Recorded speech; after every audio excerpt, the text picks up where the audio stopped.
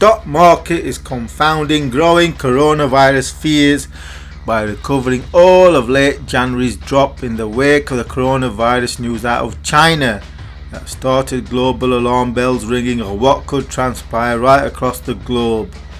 The Dow retraced all of its drop from 29,400 to 28,200 to Thursday's high of 29,408, a new all-time high. Clearly, where the markets are concerned, it's a case of virus. What virus?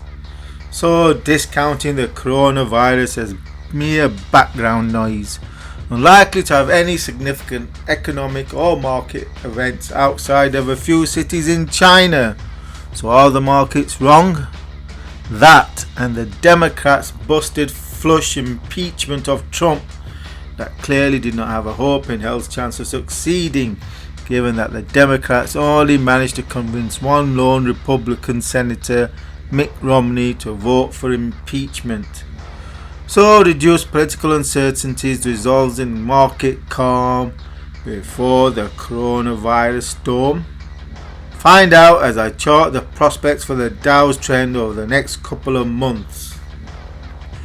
This is the first video in a series that concludes in a detailed trend forecast for the Dow Stocks Index. However, the whole of this analysis has already been made available to patrons who support my work.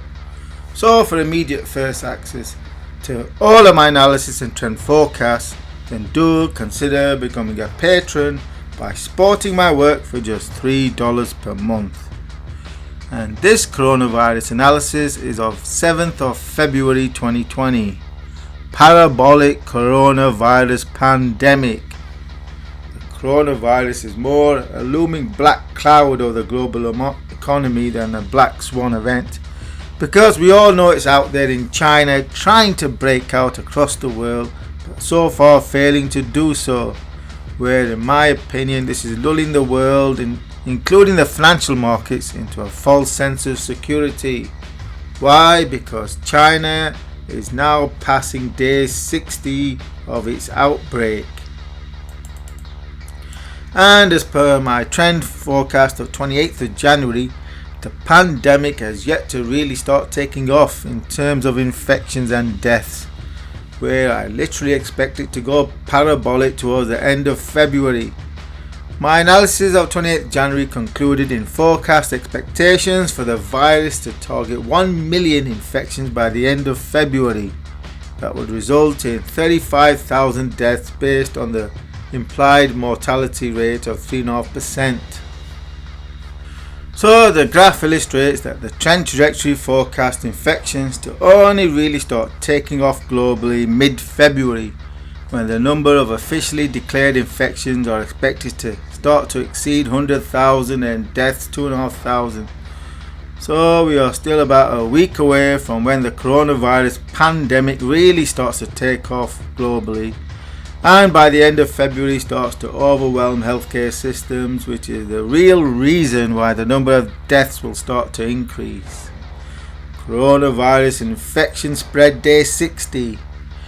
Forecast for the number of infections and deaths by the 6th of February 2020 versus actual are: infections 34,899, actual 31,000. So running at 88% of forecast.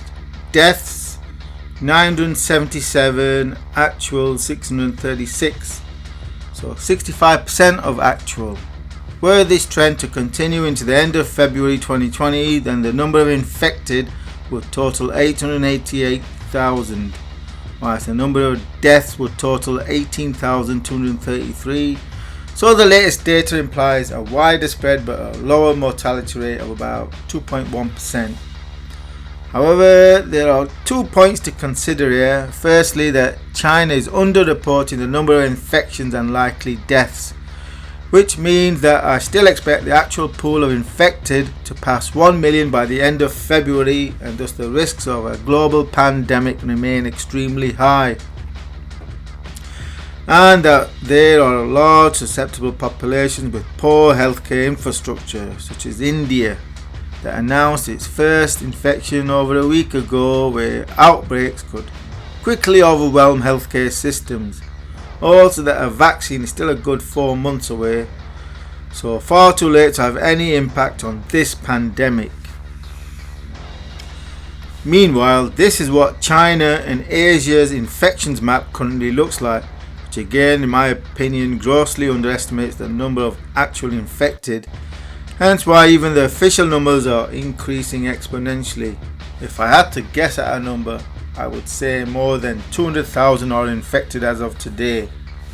Given the continuing spread of the virus in China and the forecast trend trajectories, then the rest of the world is currently still in the calm before the storm stage, with likely several outbreaks that risk overwhelming healthcare systems, as happened in China.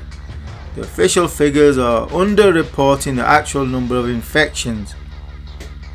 For instance, as of writing, the Diamond Princess cruise ship in Yokohama in Japan has 60 confirmed cases of coronavirus, whilst the total for Japan is still being reported as just 45. So likely even for Japan the number of actual cases is probably double that which is being reported. And this is what happens to a stock market by day 60 of a coronavirus outbreak, in response to the Chinese central bank pumping in over $200 billion into the financial system. So don't be fooled by the artificial bounce in stock prices, which is due to buying from state Chinese banks. This whilst the rest of the world is barely scraping past day 10 in terms of infections, where, just as was the case with China, are lulled into a false sense of security that a rising emerging superpower could easily cope with a new flu strain, albeit a little worse than the usual annual flu bug. Fast forward 60 days and the world's number 2 economy is being brought to a virtual shutdown, and we have not even reached the peak of this crisis yet for China. The US is perhaps at day 12 of its outbreak, whilst the UK is at day 9, so yet to reach the point where it can be expected to have any significant impact on society and the stock market. That will likely come much later, probably not until towards the end of February. Most of the world is still in the calm before the coronavirus storm stage. Of course, it is possible that more developed, open and robust Western healthcare systems are better able to contain outbreaks by acting sooner than the Chinese, who by looks of things just sat on their hands for a good month, just allowing the virus to run rampage, whilst local party officials and the police silenced warnings from down below, such as from Dr. Li Wenliang, now deceased.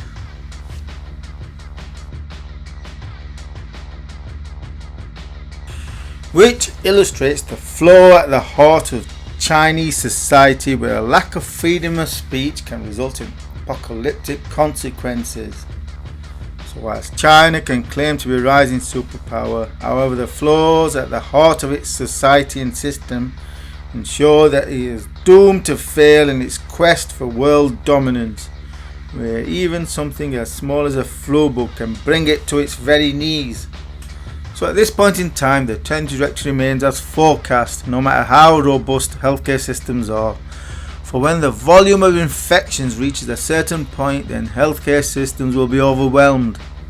So if my forecast proves even remotely accurate, and by the end of February 1 million will be infected, some 33 times today's official number, at which point the virus will not be able to be contained within any borders, as outbreaks numbering thousands of infected will be taking place in a number of countries that will play havoc with the world's economies, as the fear of infection drives consumer behavior to avoid becoming infected, as we have increasingly seen in China, where huge megacities are turning into ghost towns, both as a consequence of frightened citizens and enforced quarantines. Remember folks, if China is unable to contain the virus, then what do you think is going to happen to when the virus breaks out in less developed nations with barely functioning healthcare systems? How long could this pandemic last? Well, China is at day 60 and the epidemic is still gaining momentum, so probably another month to run before China finally gets a grip on the virus, by which time it will have spread across Asia and threaten the rest of the world. So when China is recovering, the rest of the world will start to feel the brunt of their own epidemics. US stock market trend implications. Coronavirus is a global pandemic, which means it is going to spread to every nation. There will be major outbreaks in the US and UK and the rest of the world. In terms of my forecast, then, these outbreaks should start manifesting by the end of February, which will likely be accompanied with weakening stock market indices as the outbreaks multiply and supply chains are increasingly hit, even for tech giants such as Apple, given that all of its iPhones are made in China. In terms of how bad, well, it depends on the mortality rate and the number of infections by the end of February. As things stand, the trend trajectory implies that 1 million infections by the end of February will only be the beginning, and that by the end of March the number could easily surpass 5 million globally. That at a 2% mortality rate implies 100,000 deaths. Hopefully by then China at least will have gotten a grip on the virus and see diminishing number of infections. And I will update my coronavirus trend forecast to include a trend trajectory from March towards the end of February. So the coronavirus trend trajectory forecast stocks to enter a weak period before the end of February that looks set to continue into at least the end of March, beyond which it is difficult to say as a vaccine is not expected to materialize until sometime in June. So global pandemic fears could rage until early summer. That's 4 months of economic weakness. To imagine that it's not going to affect stock prices is wishful thinking, as we are witnessing some 31,000 official infections, bringing China to a virtual standstill. For instance, Britain would experience a similar fate with fewer than 1,000 infections. The US perhaps around 10,000. That will be enough to trigger economic contraction that the markets would discount ahead of time, so fall before we see infections reach 1,000 in the UK and 10,000 in the US.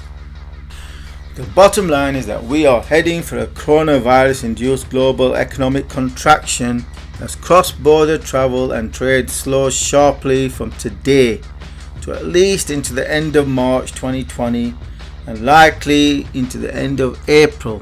So 2 to 3 months of lower economic growth that the stock markets will discount ahead of time. And the rest of this extensive analysis that concludes in a detailed trend forecast for the Dow Stocks Index has already first been made available to patrons who support my work. So for immediate first access to all of my analysis and trend forecasts, then do consider becoming a patron by supporting my work for just $3 a month. And you'll have access to my most recent analysis that includes on the silver price trend forecast, gold price trend forecast, British pound trend forecast for 2020, and AI stocks buying levels for the first quarter of 2020, and my overall stock market outlook for 2020, that's into the end of 2020. And ensure you're subscribed to this YouTube channel for the next video in this series and all future financial and commodity market analysis and trend forecasts.